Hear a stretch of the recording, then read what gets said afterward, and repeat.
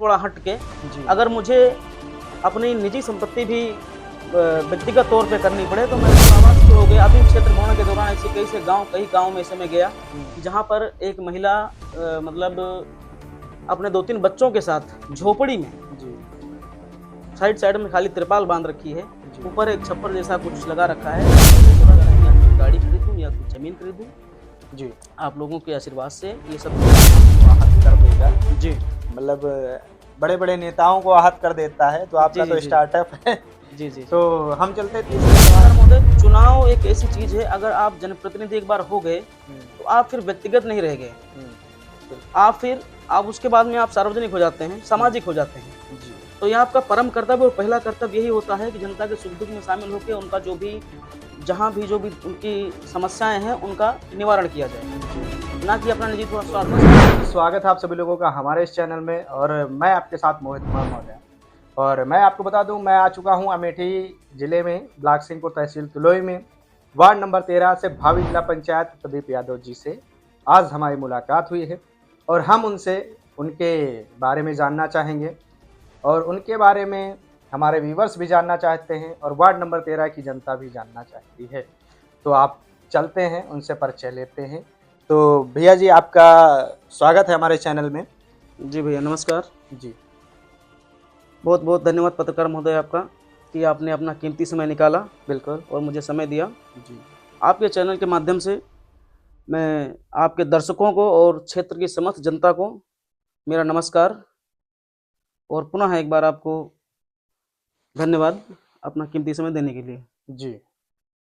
तो सबसे पहले मैं आपसे एक बहुत ही कम टाइम लेके एक छोटा सा सवाल है और ऐसे सवाल कुछ रहेंगे भैया जिला पंचायत जी, जी। जो आपको हो सकते हैं कटुक भी लगे, जी। क्योंकि ये हम लोगों का उद्देश्य होता है कि लोगों के बीच और अपने व्यूवर के बीच सच्चाई को दिखाने का काम, जी।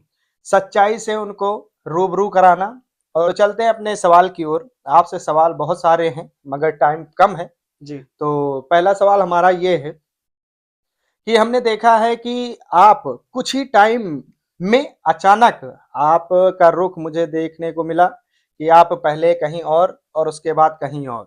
जी। आपको मैंने देखा कि कम टाइम में आपने जिला पंचायत, अचानक ही आपने राजनीति का कैसे निर्णय ले लिया राजनीतिक में आने का और कैसे आपने जिला पंचायत लड़ने का फैसला लिया। ये हमारी जनता का भी और हमारे व्यूवर की भी डिमांड है कि ये चीज सवाल उनसे किए जाएं। जी, पत्रकार महोदय, बहुत ही अच्छा सवाल है जी।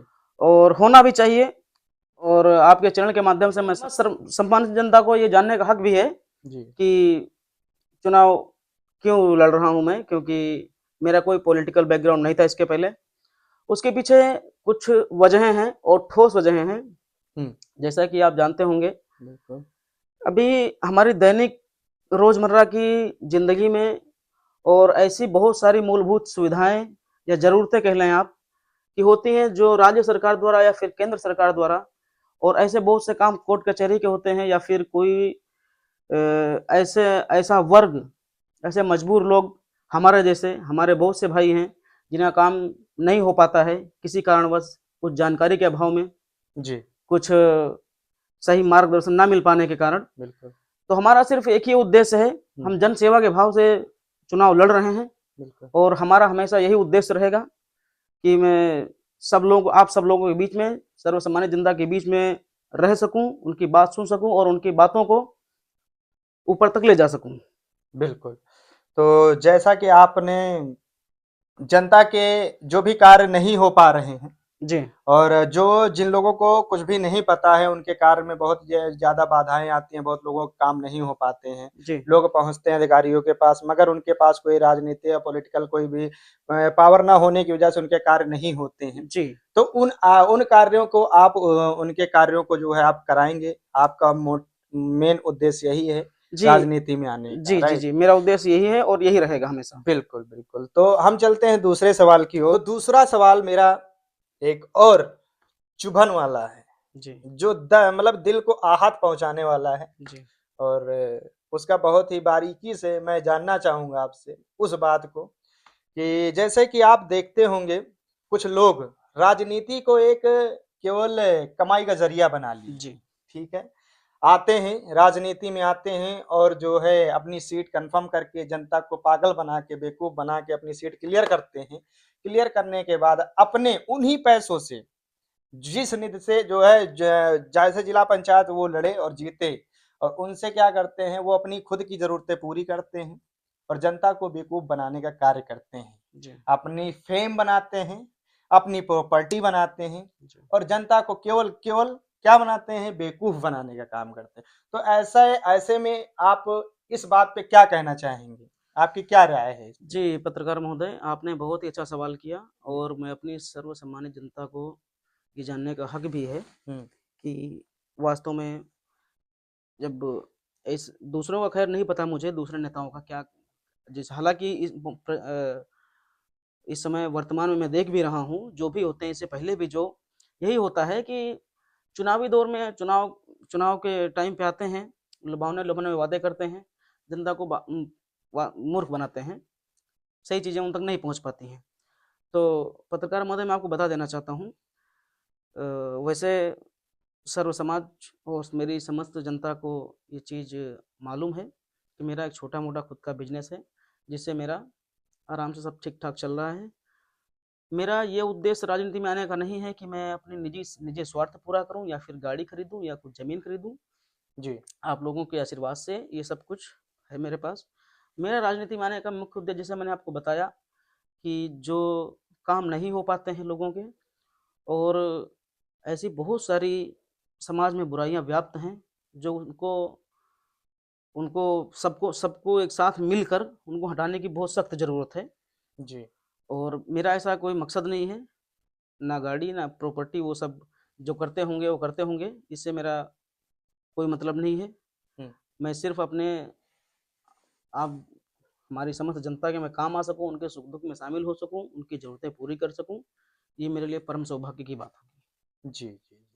तो जैसा आपने बहुत ही अच्छे से इस चीज़ को क्लियर किया, बहुत ही अच्छा लगा मुझे, जी, क्योंकि हर एक राजनीतिक में हर एक नेता का ये कर्तव्य बनता है कि अपने बैकग्राउंड लेवल पे जैसे वो मेहनत करता है समाज सेवा के लिए, वैसे ही उसे समाज सेवा, जैसे लोग उसे जिताते हैं या फिर लोग उसे चुनकर जी, जीत हासिल कराते हैं, जी, उसको उसी उसी पे दृढ़ निश्चित होके कार्य भी करना चाहिए, समाज की सेवा भी जी। करनी चाहिए, क्योंकि समाज ने और जनता ने उसे उसी के लिए चुना है। जी, पत्रकार महोदय और एक बात मैं और कहना चाहूँगा आपके चैनल के माध्यम से समस्त जनता को हुँ, आपके दर्शकों को भी जी, कि जितनी मेहनत जो भी प्रत्याशी हो गए हो, चाहे ग्राम प्रधान के प्रत्याशी हो या जिला पंचायत के प्रत्याशी हो, जो भी हुँ, प्रत्याशी है मैदान में हुँ, या फिर आने वाले टाइम में, हुँ, जितनी मेहनत वो लोग या कह लें कि हम लोग हुँ, अभी करते हैं चुनाव के पहले, हुँ, जनता के बीच में 4-5 महीने, 6 महीने टाइम देते हैं, हुँ,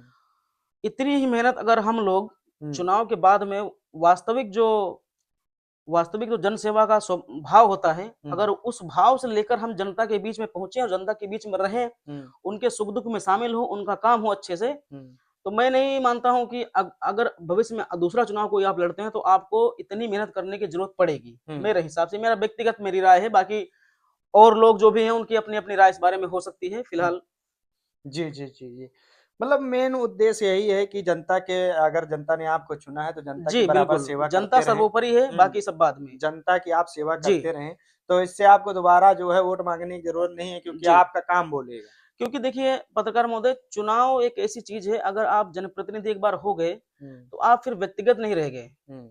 बिल्कुल। आप फिर आप उसके बाद में आप सार्वजनिक हो जाते हैं हुँ। सामाजिक हो जाते हैं जी, जी। तो ये आपका परम कर्तव्य और पहला कर्तव्य यही होता है कि जनता के सुख दुख में शामिल होकर उनका जो भी जहां भी जो भी उनकी समस्याएं हैं उनका निवारण किया जाए जी, जी, जी। ना कि अपना निजी स्वार्थ पूरा किया जाए बिल्कुल। जी तो सबसे पहले मैं आपसे ये जानना चाहता हूँ, आप किस विश्वास के साथ, और जी आपके मन के अंदर भी ये जी सवाल होगा जी कि आपको ही जनता क्यों चुने और आपको ही जनता क्यों वोट दे?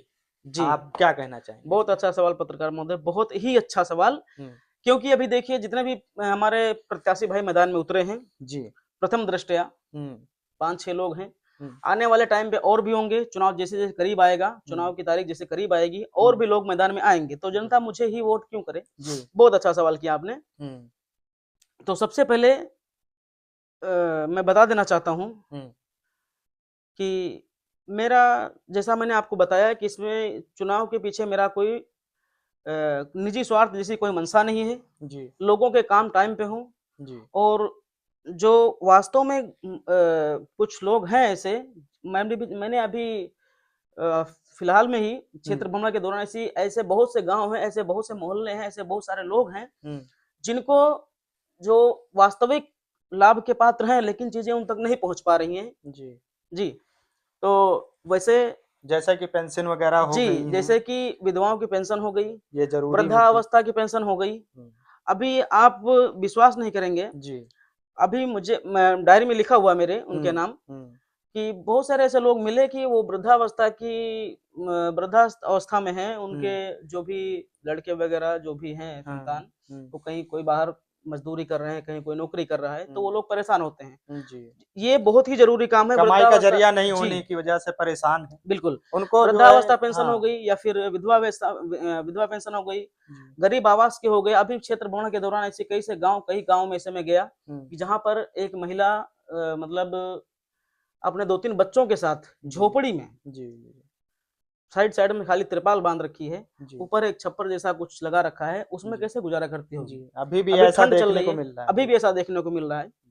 तो यही मेरा मुख्य उद्देश्य यही है कि भगवान ने मुझे सब कुछ दिया है, ठीक ठाक मेरा बिजनेस है, और इस जिला पंचायत का चुनाव जीतने के बाद में जो भी जिला पंचायत निधि से पैसा आता है, जो भी उसका कोटा होता होगा, मुझे नहीं मालूम कितना क्या मिलता है, तो उसके उन चीजों से परे थोड़ा हट के अगर मुझे अपनी निजी संपत्ति भी व्यक्तिगत तौर पे करनी पड़े, तो मैं उसके लिए भी पीछे नहीं हटूंगा जी। और यही मेरा जनता से वादा है जी। और इसी विश्वास के साथ जी, विश्वास नहीं दृढ़ विश्वास के साथ मैं मैदान में उतरा हूं, और मुझे पूर्ण विश्वास है जनता कि जनता मुझे उस मुकाम तक पहुंचाएगी जी, कि मैं लोगों के काम आ सकूं। बिल्कुल नहीं, तो बिल्कुल आपने बहुत ही अच्छे से अपनी बात को रखी जी। और मैं आपको ये बताना चाहूँगा कि ये हर एक नेता के मन में ऐसी भावनाएं होनी चाहिए कि जो उनको चुनता है वो उनके लिए स्टैंड करे, खड़े हों जी। और ये हर एक अच्छे नेता का ही कर्तव्य होता है। तो आपसे मिलकर मुझे बहुत अच्छा लगा जी। और आपका तहे दिल से धन्यवाद, और हमारे चैनल की तरफ से आपको बहुत-बहुत सारी शुभकामनाएं। जी भैया, आपको भी, और आपके समस्त दर्शकों को एवं सर्व सम्मानित जनता को मेरा प्रणाम।